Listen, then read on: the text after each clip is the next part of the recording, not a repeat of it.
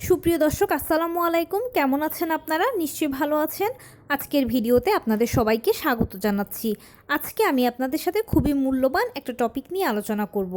আপনারা যারা নর্মাল ডেলিভারির জন্য অপেক্ষা করতে চান বা নর্মাল ডেলিভারির ইচ্ছে আছে, তারা তো নিশ্চয়ই প্রিপারেশান নিচ্ছেন, কিন্তু তার পাশাপাশি আপনাদের অবশ্যই জেনে রাখতে হবে যে এই 3 থেকে 4টে সিচুয়েশান যখন তৈরি হয় বা হবে, তখন কিন্তু কোনো ক্রমেই নর্মাল ডেলিভারি হবে না, সিজারই লাগবে। ডাক্তারের সাথে এই সময়গুলোতে তর্কাতর্কি না করলেই ভালো। চলুন জানাচ্ছি সেটা কি কি। বাই দ্য ওয়ে, মূল ভিডিওতে যাওয়ার আগে একটা কথা বলি, আমি আমার চ্যানেলে pregnancy related, specially normal delivery related অনেক ইম্পর্ট্যান্ট তথ্য ভিডিও আকারে শেয়ার করে থাকি। এই তথ্যগুলো আমার পার্সোনাল এক্সপেরিয়েন্স ও আমার ডক্টরের সাজেশন থেকে নেওয়া। তাই আমার চ্যানেলটিকে যদি একবার আপনারা ভিজিট করেন, তাহলে আপনারা আপনাদের প্রশ্নাতীত মনের অনেক প্রশ্নের উত্তর পেয়ে যেতে পারেন। আমন্ত্রণ জানাবো আমার চ্যানেলটিকে একবার ভিজিট করে দেখার জন্য। এবারে চলুন মূল আলোচনায় যাওয়া যাক। আমি শুরুতেই বলেছি আজকে আলোচনা করব আপনারা যারা নর্মাল ডেলিভারির জন্য অপেক্ষা করতে চান বা নর্মাল ডেলিভারির যাদের ইচ্ছে আছে, তারা নিশ্চয়ই প্রিপারেশান নিচ্ছেন, কিন্তু এই 3-4টে পরিস্থিতি যদি তৈরি হয় তাহলে কিন্তু নর্মাল ডেলিভারি হবে না, সিজারই লাগবে। সেটা জেনে রাখুন পরিস্থিতিগুলো কি কি, এবং এইসব ক্ষেত্রে ডাক্তারের সাথে তর্কাতর্কিতে না যাওয়াই ভালো। এবারে জানাচ্ছি সেগুলো কি কি।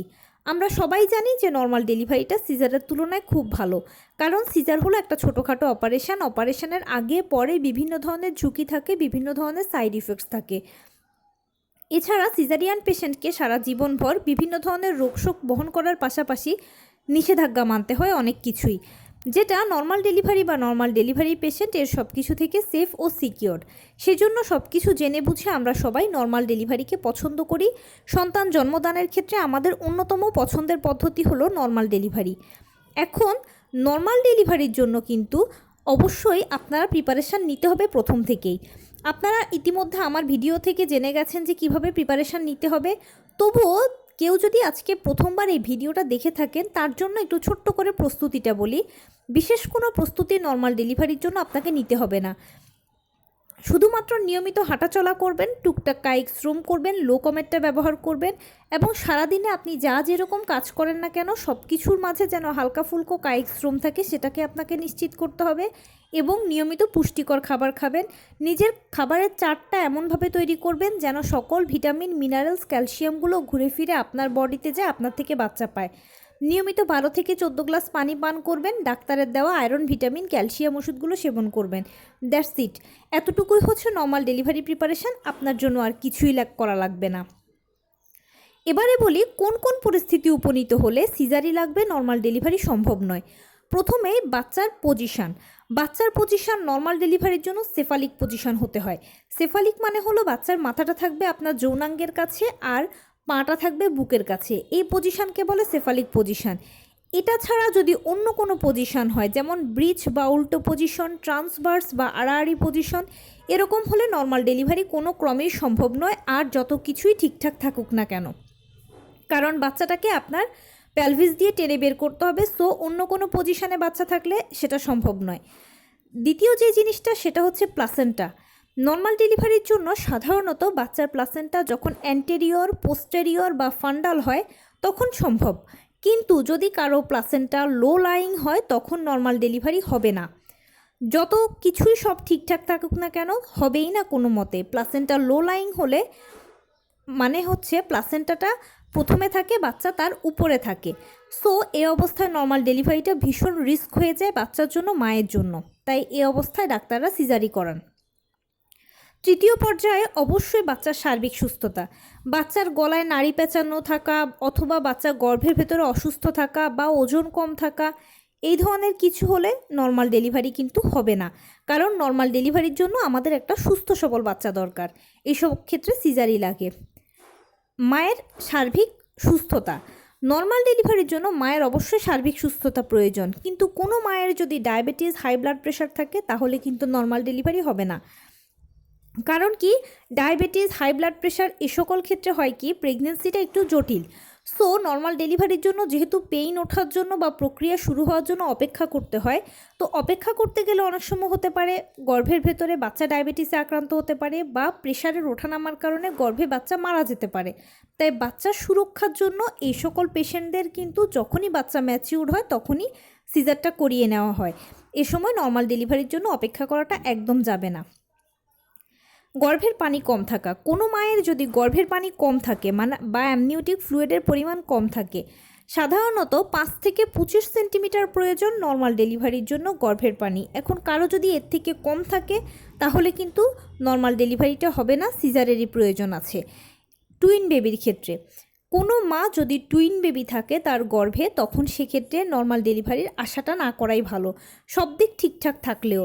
কারণ কি, টুইন বেবির ক্ষেত্রে অনেক মা দেখা যায় যে উইক থাকে, তখন যে পেইনটা আছে তারা সেটা সহ্য করতে পারে না, অথবা দুটো বাচ্চার নর্মালে জন্ম দেওয়াটা বর্তমান সময় একটু রিস্কি, ডাক্তাররা সাপোর্ট করতে চান না। সেজন্য টুইন বেবির ক্ষেত্রে সব কিছু ঠিকঠাক থাকলেও, মা বাচ্চা দুজনেরই সব ঠিকঠাক থাকলেও সিজারটাই সব থেকে বেস্ট। এতে মায়েরও ভালো, বাচ্চারও ভালো। একটা সময় ছিল কি, আমরা ভালো পরিবেশে ছিলাম, আমরা ভালো খাবার খেয়েছি, আমরা ভালো ছিলাম, কিন্তু বর্তমান সময়টাতে আমরা যে পরিবেশে আছি এই পরিবেশটা দূষিত। যে খাবার খাচ্ছি এই খাবারগুলোও কিন্তু দূষিত। আমরা এখান থেকে যে পরিমাণ পুষ্টি পাচ্ছি এটা খুবই কম এবং আমাদের শরীরের জন্য এগুলো যথেষ্ট নয়। আর গর্ভাবস্থায় একজন মা কিন্তু একের ভেতরে দুই, কিন্তু টুইন বেবির ক্ষেত্রে হচ্ছে তারা 3 জন। সো এখানে আসলে নর্মাল ডেলিভারিটা একটু টাফ হয়ে যায়, বিশেষ করে মা হয়তো সেরকম সাপোর্ট দিতে পারবেন না মনে করেই ডাক্তাররা টুইন বেবির ক্ষেত্রে সিজারি করান। আর যদি দেখেন কোনো ডাক্তার যে মা ভালো আছে, বাচ্চা ভালো আছে, সাপোর্ট করছে তারা, তখন একটা রিস্ক নিলে নেওয়াই যায়। তবে 90% ক্ষেত্রে টুইন বেবির সময় সিজারি লাগে। যাদের টুইন বেবি আছে গর্ভে তারা আসলে নর্মাল ডেলিভারির জন্য অপেক্ষা না করলেই ভালো। আপনার বাচ্চার সুরক্ষা, সুস্থতা হচ্ছে সবার আগে। তো মোটামুটি এই পরিস্থিতিগুলো যদি তৈরি হয় বা এই ধরনের জিনিসগুলো যদি দেখতে পান নিজের মধ্যে, তখন কিন্তু নর্মাল ডেলিভারির আশা না করলেই ভালো, তখন সিজারেরই প্রয়োজন আছে। আর বাদবাকি ক্ষেত্রে যদি দেখা যায় যে না, বাচ্চার পানি, পজিশন, প্লাসেন্টা, ওজন, মায়ের সার্বিক সুস্থতা, বাচ্চার সার্বিক সুস্থতা সবই ঠিকঠাক আছে, তখন সেক্ষেত্রে কিন্তু ইনশাল্লাহ নর্মাল ডেলিভারির জন্য অবশ্যই অপেক্ষা করবেন। আর এই সকল বিষয়গুলো আপনারা জেনে যাবেন যখন নবম মাস বা 36 সপ্তাহে সর্বশেষ চেক আপটা করাবেন। নবম মাস বা 36 সপ্তাহে সর্বশেষ চেক আপ করার পরে রিপোর্টসে দেখবেন যদি সব কিছু ঠিকঠাক আসে মা বাচ্চা, তাহলে তো নর্মাল ডেলিভারি হবে, অবশ্যই অপেক্ষা করা উচিত। আর যদি দেখেন যে না, এই পরিস্থিতিগুলো তৈরি হয়েছে আমি এখন যেগুলো বললাম, তাহলে আর ডাক্তারের সাথে তর্কাতর্কিতে না গিয়ে সেখানে আপনাকে সিজার করলেই ভালো হবে। সবচেয়ে বেশি আপনিও ভালো থাকবেন, বাচ্চাও ভালো থাকবে। আসলে নর্মাল ডেলিভারি বা সিজার এ দুটো সন্তান জন্মদানের পদ্ধতি মাত্র, এগুলোকে আপনার সবসময় তুচ্ছ বিষয় হিসেবে গণ্য করা উচিত। আর প্রায়োরিটি দেওয়া উচিত সন্তানের সুস্থতা, আপনার সুস্থতা। ডেলিভারিটা যেন সুন্দরভাবে হয়, সুস্থভাবে হয়, আপনার সন্তান যেন আপনার কোলে সুস্থভাবে আসে, ডেলিভারির পরেও যেন আপনারা ভালো থাকেন, এটাই সবসময় কামনা, প্রার্থনা হওয়া উচিত। নর্মাল ডেলিভারি হলো না সিজার হলো সেটা বড় বিষয় নয়। আর নর্মাল ডেলিভারি হলে সেটাকে উইলিংলি সবসময় মেনে নেওয়ার মানসিকতা রাখবেন, সিজার হলে সেটাকে উইলিংলি মেনে নেওয়ার মানসিকতা রাখবেন।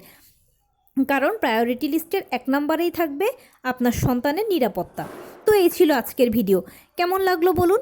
যদি ভালো লেগে থাকে ও হেল্পফুল হয়ে থাকে তাহলে প্লিজ লাইক, কমেন্ট, শেয়ার করতে একদম ভুলবেন না। আর সেই সাথে আমার চ্যানেলটিকে সাবস্ক্রাইব করার বিনীত অনুরোধ রইল। পাশে থাকা বেল আইকনটি ক্লিক করে দেবেন যেন আমি ভিডিও আপলোড করার সাথে সাথে আপনারা নোটিফিকেশান পেয়ে যান। যদি কোনো প্রশ্ন থাকে কমেন্টসে জানাবেন, আমি রিপ্লাই দেব। প্লাস যদি কোনো পরামর্শ থাকে যে কোন বিষয়ের উপরে ভিডিও বানালে আপনারা উপকৃত হবেন সেটাও জানাবেন, আমি আপনাদের পছন্দের সর্বোচ্চ প্রায়োরিটি দেব। ভালো থাকবেন, সুস্থ থাকবেন। আসসালামু আলাইকুম।